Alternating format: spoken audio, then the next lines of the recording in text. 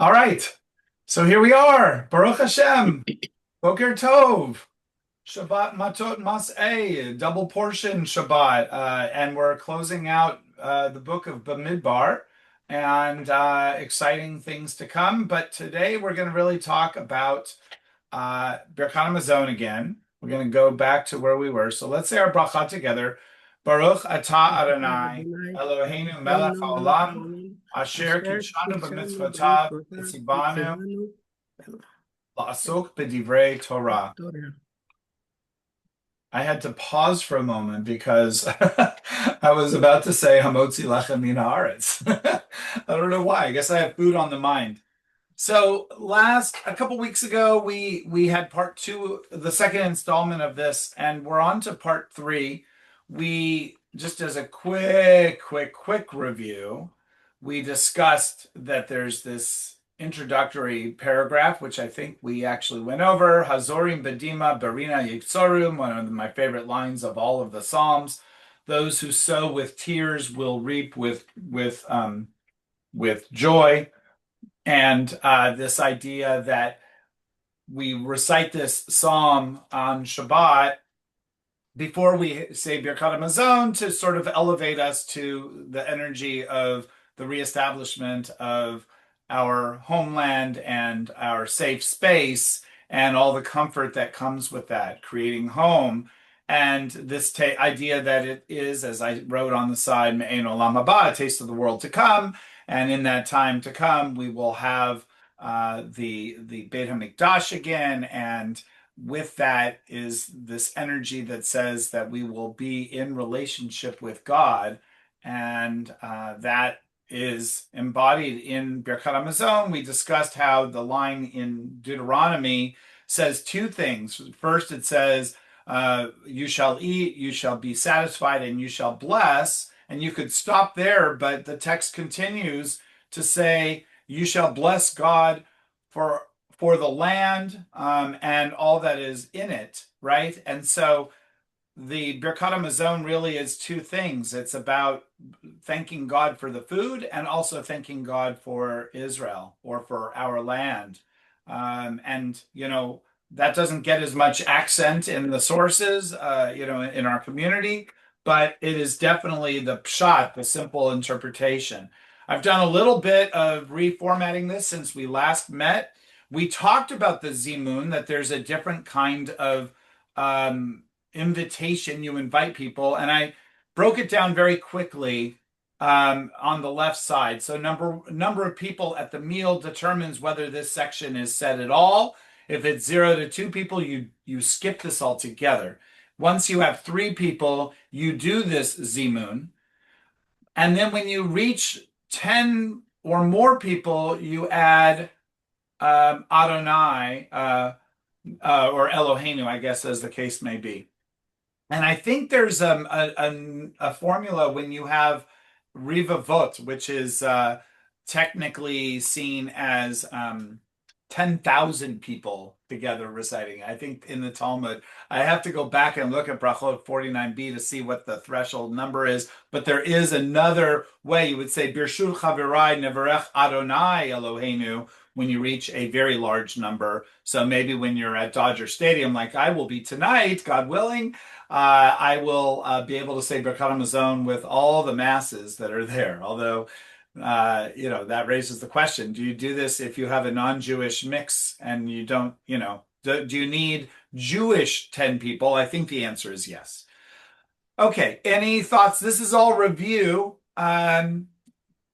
We also really glossed over the verses that are added at the end of Shir Hamalot. The other thing that we did not discuss is that when it's not Shabbat, there's another psalm, and I want to show that to you, but we're not going to do that today. I want to get through a little bit more of the core here, and then maybe go back and look at the psalm that's used instead of Psalm 126. I think it's 137, Al Naharot Bavel. We'll talk about it later.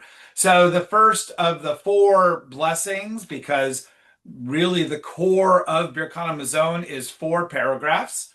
The first of it, as we discussed a couple weeks ago, is Moshe is said to have been written by Moshe, and the focus of it is about the food itself, right? Going back to the idea that that if there's two reasons for this prayer, well, this paragraph addresses one of them, and that is being grateful for the food that we just consumed, which we say came from God, because Tamid lo chasar lanu ve'al yachsar lanu.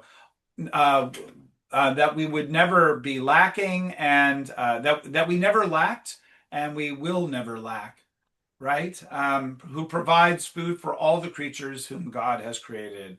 Umentiv lakol umnachin mazon, and prepares food l'chol briotav, for all God's creatures, which God asher bara, God had created.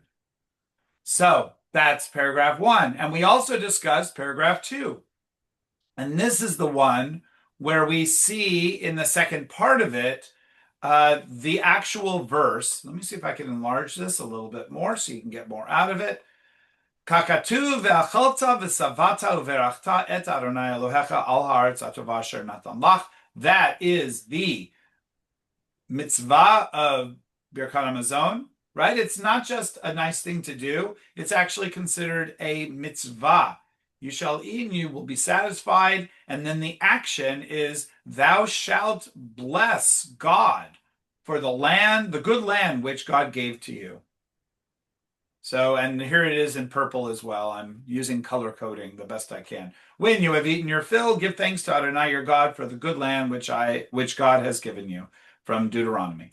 And so it's not surprising that this focus on the land is also tied to this second paragraph attributed to Joshua. Joshua is said to have authored this paragraph, grateful for our entering the land of Israel, as it's mentioned in the Talmud, Brachot 48b. Its primary theme is thankfulness. For what are you thankful? I think I would have written this a little differently if I were doing this today, because I think my Zionism is beginning to emerge on a greater level, and I would not just make this about Thanksgiving. Although the very first word is nodeh lecha. We will thank to you, Adonai Eloheinu, for the inheritance for our fathers and our mothers. This is an addition that comes with Reform Judaism, the Imotenu. Eretz Chemda Tova Rechava, the land that is, I don't know how to translate. Chemda Chamudi is sweet, very good, and vast or wide, Urchava. Those of you who have studied the book of Joshua know that the name of the prostitute who takes care of Joshua is, what's her name? Rechav? Right? It's kind of an obscene name, to be honest, because it implies that that's what she does for a living. She is widened. So we're not going to go there anymore, but it is an interesting way. Every once in a while, a name suggests something that the authors are trying to say about the individual, just like Machlon and Chilion in the book of Ruth. So Rechav is another one. Also, for thank you, God, for taking us out from the land of Egypt, Uftitanu mi Beit Avadim, and redeeming us from the house of bondage, and for your covenant, which you have sealed in our flesh. That's a reference to circumcision. I don't think we went over this, so I'm doing this quickly, but I think it's helpful. Al Torah Tchashli, for the Torah that you've taught us. This is sort of another version of Dayenu. It's heaving thing that God did for us upon thing that God had done for us, and for your laws which you have made known to us, and your bestowal of life, grace, and kindness upon us. And then finally, for the eating of food, which you have fed and sustained us with completely or always with.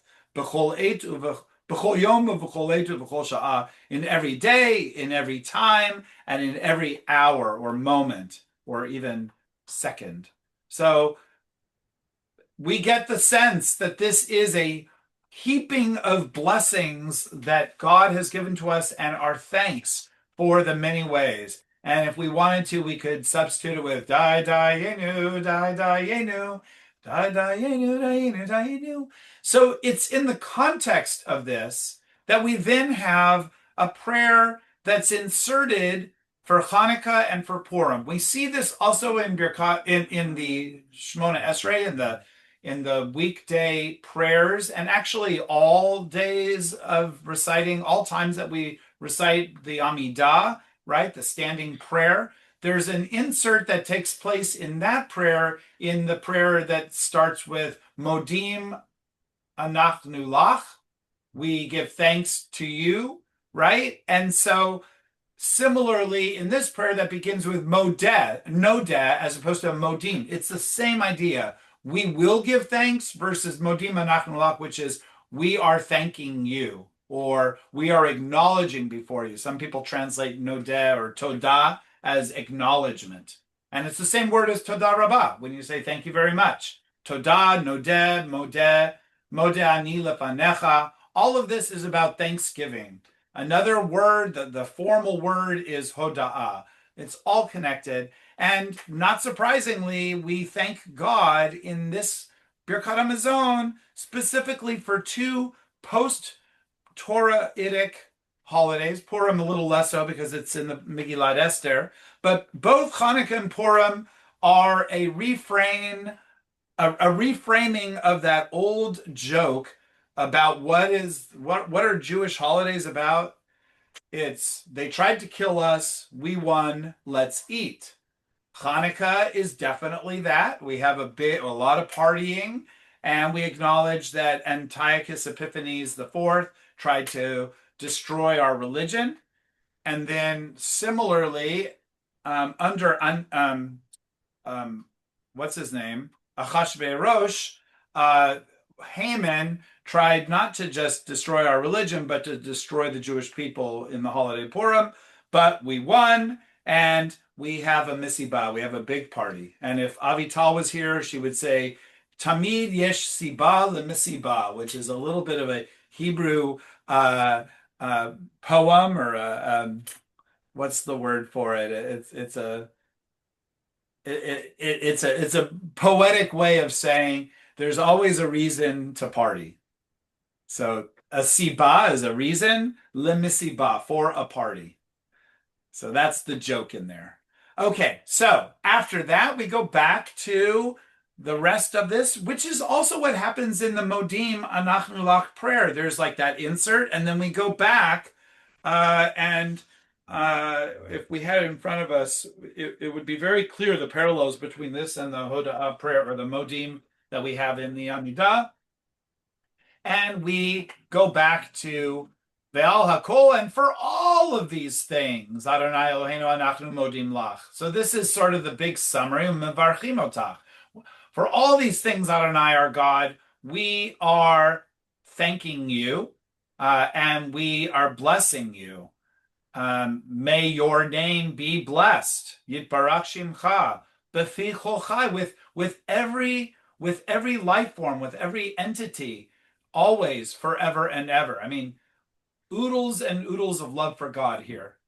And then it says, Kakatuv, Ve'achalta, Ve'savata, Ve'rakta, and we've already discussed that. And then finally, Al Haaretz Ve'al Hamazon. Any questions about what we just looked at? I'm just speeding through, but any questions? No questions. Okay. That's fine. We are recording. Wait. Oh, yes. Okay, I'm sorry. I see that there's a different color. Did I zone out? No, the only reason there's different colors is because I wanted to highlight in there as well as up here. Well, it's not a different color. I should probably create one convention, and that would be to enlarge the text. This is the PDF version, but I'll redo it. It's just to highlight, key lines that stand out as helpful for understanding the prayer. So this one is about, in a way, the Hoda'ah that we just did, where we ask for thanks for everything, is kind of like this line, Hazorim Bedima Barina Yiktzoru. That's the promise that when we are sad and we sow our seeds, nevertheless, even in our funk, if we go out there and we do what we can, we will still be able to reap with joy, right? And here is an example of that. In fact, it's multiple examples because we also have the Hanukkah and the Purim stories. But basically, it's Ilu Hotzi Hotzianu Mimitzrayim Dayenu. It's if God had only taken us out of Egypt, out of our enslavement, right? That's implied in this text. God started with our avot, our ancestors, and then with Moses helped us to get out of Egypt, and then right, Uftitanu mi beit avadim took us out of enslavement, and et cetera, et cetera, et cetera. All these great things that God did. And so here is the reason that we have Birkat HaMazon, and I just wanted to highlight it. Okay? All right. Let's go to the third one, because we've already discussed two ideas. One is thanks for the food, rub-a-dub-dub, as I wrote at the top, right? Here we go. Rub-a-dub-dub, thanks for the grub, yay, God. The shortest version, although at the end we'll see there's a shorter version as well. Nodelecha and Rachem. Okay, so let's go to Rachem. This one is attributed to King David and Shlomo HaMelech, King Solomon, and in gratitude for Jerusalem and its temple. So now we're going to focus a little bit more on Israel. But let's take a look first at the left side. David and his son Solomon are said to have written part of this, Brachot 48b, in gratitude for Jerusalem and its temple. Later writers turned the blessing into a hope for redemption. So now it's not going to be only about being grateful for what we got. It's also going to be forward-looking. May a redeemed world symbolized by Jerusalem come to fruition. At that time, we will not depend on others for nourishment. Remember, Jerusalem is understood as Yerushalayim Shel Mala versus Yerushalayim Shel Mata. When we talk about Jerusalem, in fact, I think Christians get into this. There's this idea of sort of Jerusalem as a symbol of divine perfection of the universe. Like there's an upper Jerusalem, Yerushalayim Shel Mala, which is sort of this idyllic, you might say, if you were mixing metaphors, Platonic form of what Yerushalayim looks like.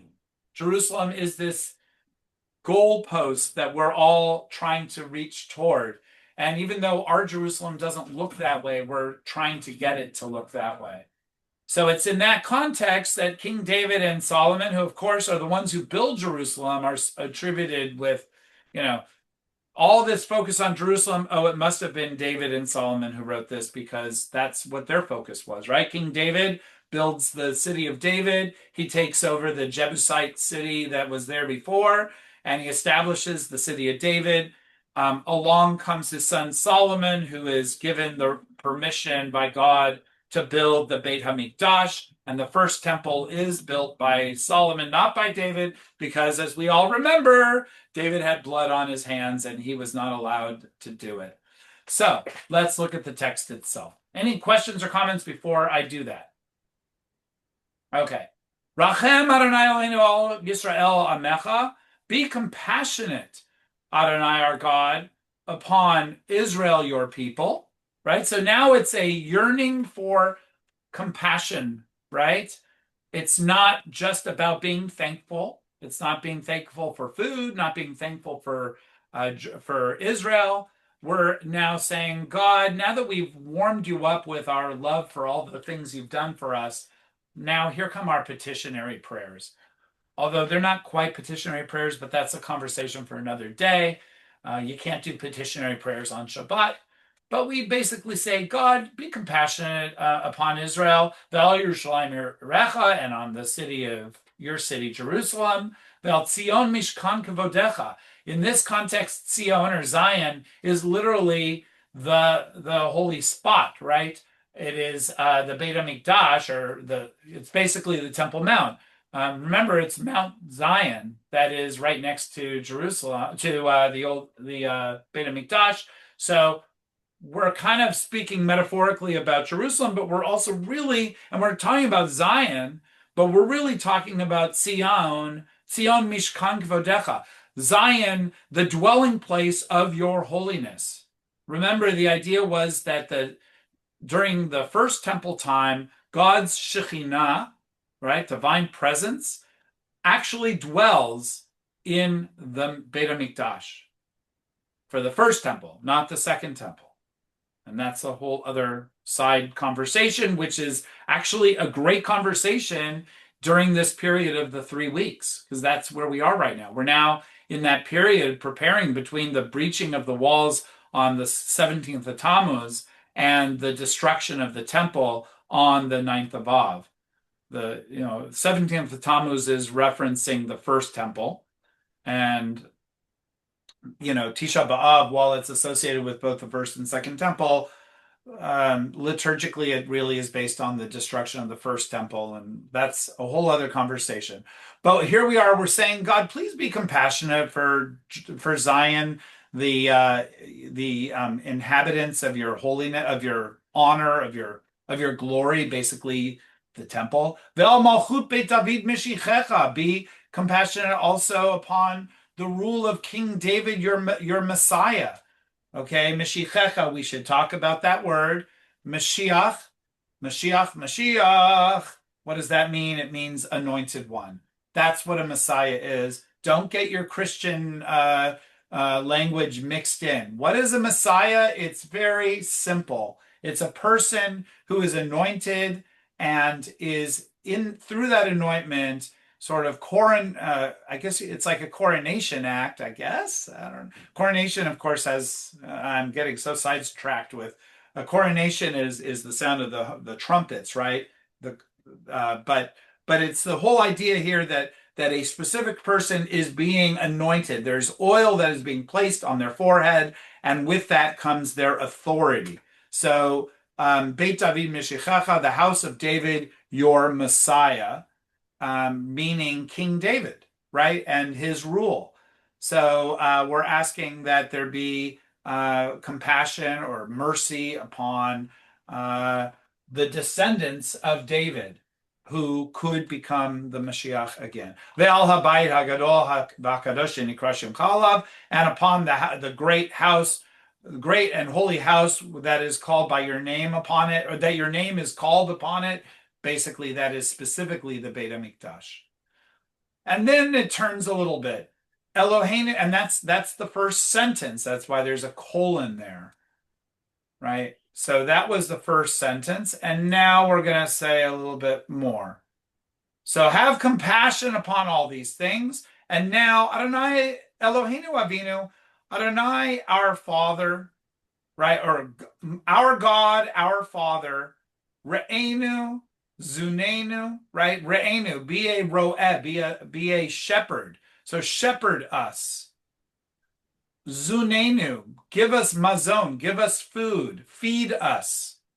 Parnasenu, give us sustenance, right? Parnasa is like a living, making a living, right? So provide for us, our sustain. How do I translate? Sustain us. Ravklein, and give us financial stability, right? Kalkala is economy, I think. It's something along those lines. But yeah, kalkala, like give us economic sustainability. V'harvichenu, and harvichenu. How do we translate that? I'm at a blank right now. So I'm going to let it go. V'harvach lanu. And I think it's from... Was it respite? Well, it could be, but I'm thinking in Psalm 23, it says, Kosi Rivai. No, that's a different root. L'harviach, I cannot for the life of me remember. But I have it here as grant us relief. Mikol Sarotenu. Grant us relief from all of our tsuras, right? Sarotenu. So grant us relief. I don't know why that word is escaping me right now. And then comes this amazing line that I think about all the time. All the time I think about this. Let me just chop it up. because this is truly beautiful poetry.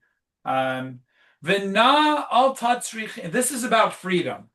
V'na al tatzrichenu Adonai Eloheinu. And please, na is such a like, it's a pleaful word. Na al tatzrichenu. Please, God, do not make us need. Please, Adonai, our God, do not make us um, needy. Lowly de matnat basar v'dam, not through the hands of the gifts of a human being, of a flesh and blood person, lowly de hava'atam, nor by the handouts of others. Ki im liadcha hamleah p'tucha hakdosha v'harchava shelo nevosh v'lo nikalim le'olam. But rather, um, through your hand, your full hand, which is open and holy and wide, that we will not be ashamed and we will not be humiliated ever, ever after. So the image here is that we do not want handouts from human beings. We want to be self-sufficient in this world, knowing that we're not truly self-sufficient because God is providing. Now, there are different manuscripts that instead of Hakdosha, which means your holy hand, it says Hagidosha with a gimel. And I'd have to go back. I forgot. I should put that in here also. The manuscripts suggest another idea that's escaping me, so it's not so helpful for you guys. But basically, this is the standard version. Some of the liberal, conservative movement informed, thoughtful academics will say Hagidosha instead of Hakidosha. So again, when I read this, I go straight to my family. I'm going to be a little bit vulnerable. I'm going to go straight to my childhood. And I'm going to take this off of the thing here. I go back to the fact that there was a time in the Klein family when things were really bad and really bad. And we had to receive government commodities. And it's now kind of buried, but there's a box back there I reference every once in a while that says U.S. Department of Agriculture. It was handout materials from Basar Vadam, from people of flesh and blood, from the government.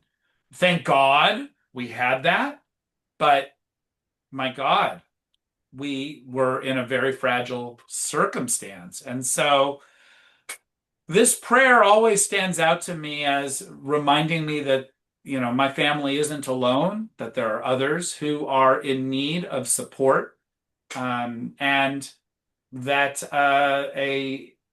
the world that God wants us to have is one in which people are sustained, but ultimately that people are able to raise themselves up without having that support network so necessary.